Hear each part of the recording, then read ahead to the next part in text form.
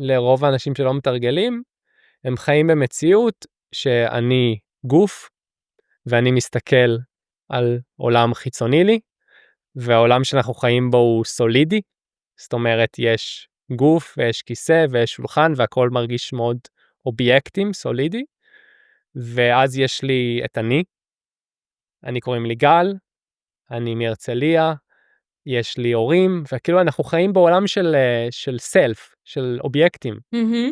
אבל הבודהיזם אומר, רגע, אם אנחנו מתבוננים בתודעה שלנו, וכדי לראות את זה גם צריך ריכוז. לכן בבודהיזם הרבה פעמים מתחילים בללמוד להתרכז. נכון.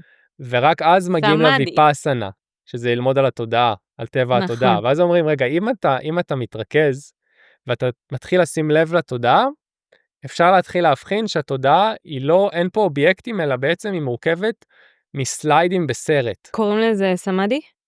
סמאדי זה הריכוז. זה הריכוז, אוקיי. אבל ויפאסנה זה שכמו נכון, שאנחנו רואים סרט בטלוויזיה, זה נראה שהכל זורם, נכון? אבל בסוף הסרט הוא מורכב מסליידים, שמתחלפים מאוד מהר. נכון.